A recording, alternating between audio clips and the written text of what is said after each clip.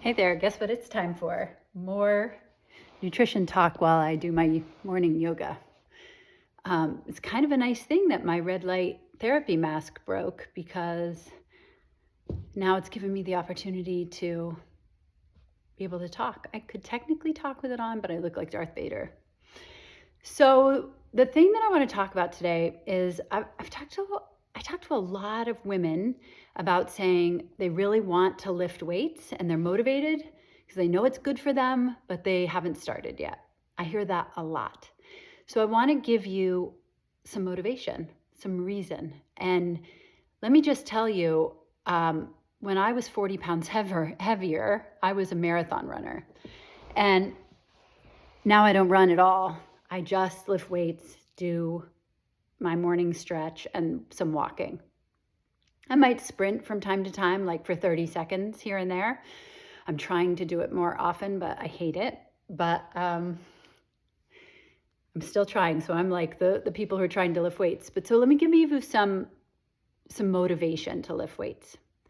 Number one, when we consume, well, hold on, let me back up. Number one is one of the biggest drawbacks to aging and to menopause is the loss of estrogen, specifically E2 estradiol. And the reason that is because it basically runs everything in our body, but when we lose it and begin to lose it, we get more insulin resistance, which means that it's harder for insulin to get the sugar out of our blood, which is part of its job. And if it's harder to get it, it's not harder to get it out of our blood necessarily, it's harder to get it out of our blood into our cells. And two of the places that insulin puts excess sugar, because our bloodstream can only hold a couple spoonfuls of sugar. We're talking like, a couple bites of ice cream is all it can hold. And if we're eating a cup of oatmeal and a cup of rice and 2 pieces of bread and cookies and sugar in our coffee and lattes and all of that, we're talking about 10 times what our bloodstream can hold to be healthy. So insulin's like, okay, well, I'm going to unlock all these keys. I've got the key. I'm going to unlock all these doors and put the sugar into your liver, because that's where we store it as glycogen. And then it's like, oh, your liver's full because your liver's only so big, right? It can only hold so much. I'm going to get into your muscle. I'm going to unlock your muscle and I'm going to store the sugar there. And then it's like, oh, this woman doesn't really have much muscle. She's been dieting for so many years. She's been trying to be plant-based and not getting enough protein. She's been doing cardio instead of weightlifting. She's lost a lot of muscle. So now instead of having 100 pounds of muscle, which an average woman should have, maybe you have 90, maybe you have 80. Maybe if you're over 70, you have 70 pounds of muscle. So now your body's like, I don't have anywhere to put this sugar. So maybe this lock is just broken. Maybe I need a different key. So insulin calls all its friends and says, come on, come over here. I need more keys. We got to get this lock open. And so then by the time you know it, your body is flooded with insulin. And what is insulin? It's a fat storage hormone. That's one of the jobs it has. And it's sort of like the gatekeeper, right? It puts nutrients into your cells and then it locks it up and says, you are not getting this out. So when your fat cells get full, because that's where it's going to go if there's no room in your muscle, insulin's like, as long as I'm around, nobody's getting in here. And if we can't access your fat cells, you know what that means? We can't use the fat in them for energy.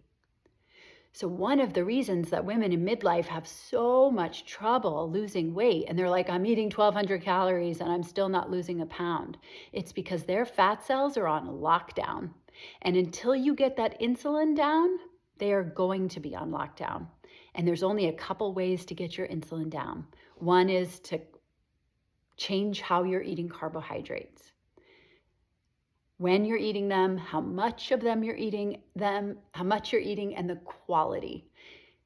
There's a huge difference between eating a bowl of raspberries and a couple spoonfuls of sugar, or a bowl of ice cream, or a bowl of oatmeal. Those things spike your blood sugar differently and call insulin differently. And then there's quantity. Cut your amounts down and don't eat all day long. When you're having a little carb in the morning, a little carb at 10 for a little snack, and then something at noon, and then something at 2, and then something at 6, and then something at 8, and then before you go to bed, you're like, oh, I just want a little cereal, or I just want a piece of this thing. Insulin has to stick around all damn day and night, and it's not meant to. It's meant to come out if you encounter some carbohydrate, and then it's meant to go away for hours and hours, if not days, to like chill. And in today's modern food world, like carbohydrate is not only around everywhere 24/7, it is hyper processed. So it has been basically changed into a drug. Like a cocoa bean is processed into cocaine. Or is it coca? I'm always mixing up cocoa and cocaine, which is really funny, but same, right? Like if you eat a chocolate bean, it's not the same as eating a bar of chocolate. You have to process it into chocolate. And the same is true with food. So if you're eating these concentrated sources of sugar, flour, fruit juice, smoothies, pasta, anything made from flour, bread, crackers, muffins, biscuits, or these cereals, like even oatmeal. Oatmeal spikes blood sugar. It is not an unprocessed food. People aren't eating steel-cut oats and cooking them for hours in the morning. Even still, oatmeal raises blood sugar. So cut down the amount. Eat some cauliflower rice instead of rice. Have salad instead of bread. Put all your ingredients on top of greens. Have a pile of roasted broccoli instead of pasta, and put your meat sauce all over that. There's ways that you can reduce your insulin. So the reason that I brought this up, and with weightlifting, is the other way to reduce your insulin is to build bigger muscles. The more muscle you have, the lower your insulin resistance, because your muscles become super sensitive to insulin. The key works real easy, and there's plenty of room to put all of that carbohydrate so you don't convert it to fat. Now, I am muscular, right? I do not think, like when I'm relaxed, you can't see muscles too much. I don't think that I look buff or bulky. All I do is lift weights now. And I'm 40 pounds thinner than I was when I was 40. And I'm turning 53. That is all weightlifting and changing how I eat carbohydrates. So the other really important thing here, I know that it's so easy for us to just get by on what we're doing until we hate how we feel in our body. But I want to tell you, it's not just about how you look. If you have elevated insulin, the research is showing that you have a higher likelihood of getting dementia and Alzheimer's. You have way more chance of getting heart disease, cancer. You have a higher chance of falling. When those muscle cells become insulin resistant, they weaken and they start to break down, and you lose muscle, you lose bone, and you become frail, and your muscle cells actually become fatty. It's called sarcopenia. And it's one of the leading causes of death after 65 is falling. So if your appearance doesn't motivate you at all, then lift weights for your health. Get strong. And not just for disease, but for functionality. Like, I want to be 80 hiking mountains. I want to be taking my grandkids on trips, taking my kids on trips. I want to be having a healthy sex life. I want to be enjoying my body until it's no longer around. So please consider lifting weights. And if you don't have access to a gym, or if it feels too intimidating, Google body weight exercises. You can do, I'm not a teacher by any means in a weightlifting sense, but you can do body weight squats, right? You just go down and up, squeeze the butt, you go down and up. And you can do push-ups. And if you can't do regular push-ups, do push-ups on your knees. And if you can't do push-ups on your knees, do push-ups on the wall or on a couch. And then you can do backwards. I don't know, so I'm going like this on a chair. And you put your legs out, and then you can do tricep exercises.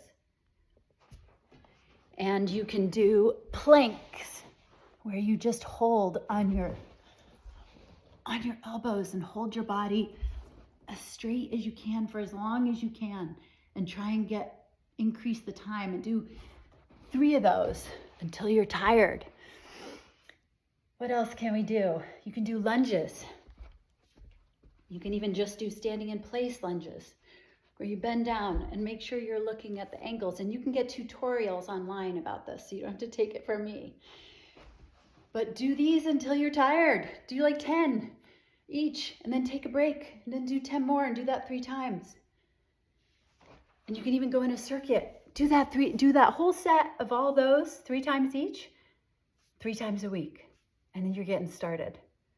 It's as simple as that. It doesn't have to be this complex gym thing. Just tell your muscles they're important, you need them, and they can't go anywhere, no matter what age you are.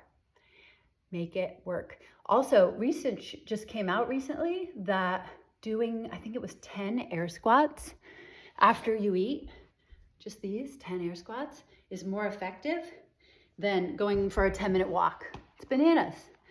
So every hour, if you have a desk job, get up, do 10 squats, sit back down, do push-ups on the wall, push-ups on your chair, push-ups on the desk, do the reverse ones for your triceps, do some lunges. You can do these while you're blow drying your hair. It doesn't have to be this fancy gym routine. You know, we were taught that in the 80s, that it had to be this whole thing, and it had to be at least 45 minutes, and we had to sweat, and it's such bullshit. Everything we've been taught is wrong. And I am just gonna keep yelling about it. This constant cardio, watching fat, eating whole grains and smoothies, it's a whole lot of BS.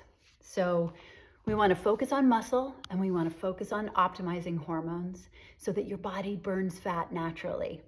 So the insulin is like, oh, I'm going to go sit down. You haven't eaten in 4 hours? Well, let's just burn some of your body fat for fuel. You got plenty. Let's burn it. And then you're not starving all the time. And then you don't get these blood sugar drops. And then you don't get this inflammation and these mood swings. It's fantastic. I'm telling you.